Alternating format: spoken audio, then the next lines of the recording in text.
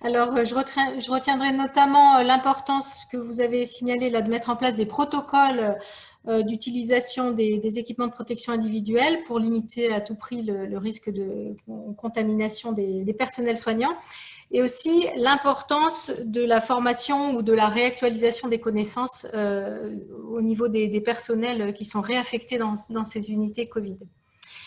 Alors, je vous remercie. Puis d'ailleurs, le son était finalement très bon. Il n'y a pas eu de problème de ce côté-là. Parfait.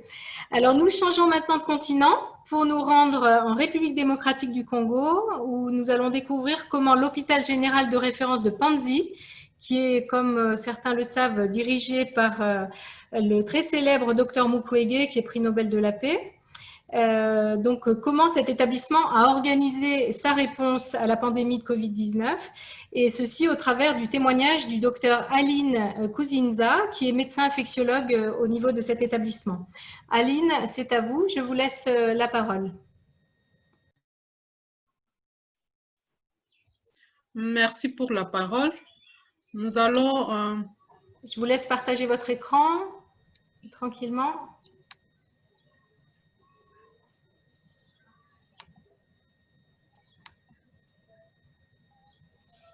Et revenir à la première diapo.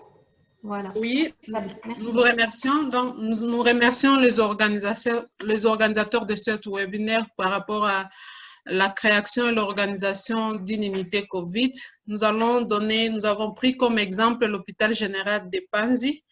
Je vais tout d'abord me présenter. Je suis Dr Aline Biabene Kouzinza, je suis médecin infectiologue. Je suis également chef de travaux à l'Université évangélique en Afrique et doctorante à l'Université libre de Bruxelles. Pour la création de l'hôpital de Panzi, l'hôpital de Panzi est situé dans la zone de santé d'Ibanda, dans la ville de Bukavu, au site Kivu, en République démocratique du Congo. L'hôpital a une capacité de 450 lits avec 4 départements, dont la médecine interne, la chirurgie, la gynéco-obstétrique et la pédiatrie. Nous avons un laboratoire, nous avons un service biomédical que chez nous, nous appelons service technique et un service d'imagerie médicale. Et notre hôpital a été sélectionné parmi les 2 hôpitaux au niveau de la province comme hôpital de prise en charge des cas COVID dans la province. Pour ce qui est des données épidémiologiques, en RDC, en date du 6 septembre 2020, nous avions 10 233 cas avec 260 décès et 18 provinces parmi les 26 provinces de la RDC étaient concernées. Et au niveau de la province du site Kivu, nous avions au 4 septembre 2020 301 cas avec 46 décès, et il y avait à ce jour 4 cas qui étaient actifs, qui étaient suivis dans la zone de santé d'Ibanda, dont 3 cas et 1 cas dans la zone de santé de Katana. Au niveau de notre hôpital, nous avons eu plus de 167 patients et chez qui nous avons constaté qu'il y avait 76 qui avaient des PCR qui étaient positifs et plus de 96 patients étaient âgés de plus de 50 ans. Nous avons eu 39 décès. Pour la création et l'organisation de l'unité COVID, ce qui était un point positif, nous avions déjà l'expérience avec la maladie à virus Ebola.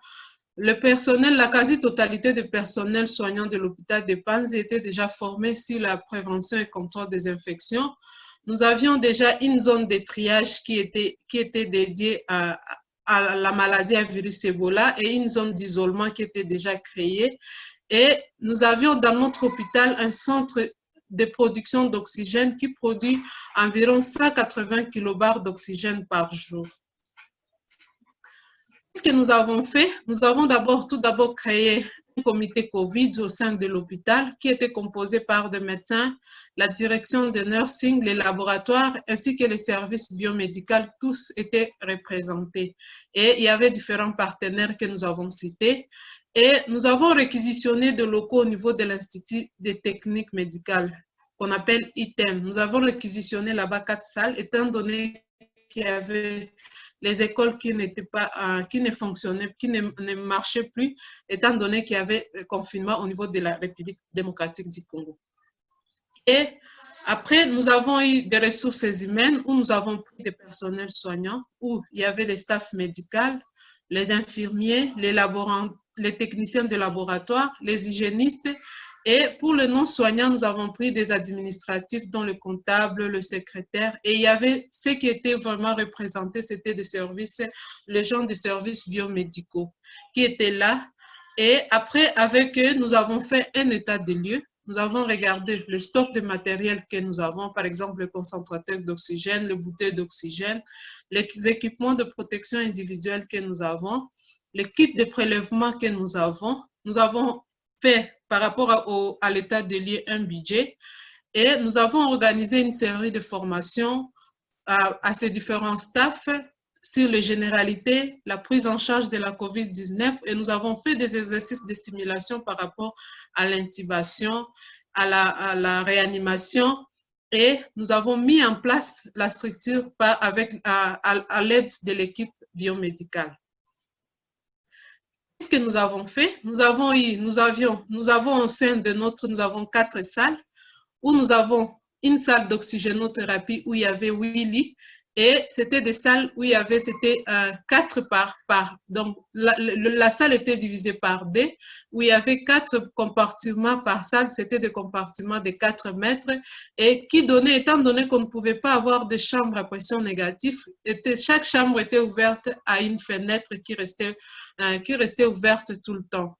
Et il y avait 4 de part et d'autre, et dans chaque chambre, il y avait 4 lits. C'était dans les chambres où il y avait l'oxygénothérapie par concentrateur, et il y avait de l'oxygénothérapie où on faisait la ventilation non invasive. Il y avait 8 lits également, c'était la même chose. Et nous avons, pour la ventilation invasive, où nous avions des lits, 6 lits qui étaient éparpillés dans une salle, où on mettait des respirateurs et il y avait un circuit d'oxygène qui était installé au sein de cette salle-là. Et ce qui était nouveau, nous avions une salle d'accouchement où nous avons dirigé un accouchement pour une dame qui avait un accouchement éthostique chez une dame et nous avons également eu une dame qui a présenté un mort fœtal in utero. Et l'approvisionnement en oxygène était très capital parce qu'il y avait la distance. C'était situé environ à plus de 50 mètres. Donc, notre centrale d'oxygène et le bâtiment ITEM, c'était à une distance d'environ plus de 50 mètres. Il y a eu installation de circuits d'oxygène qui avait été installé par l'équipe biomédicale et nous avons fait l'achat de matériel et des équipements de médicaments.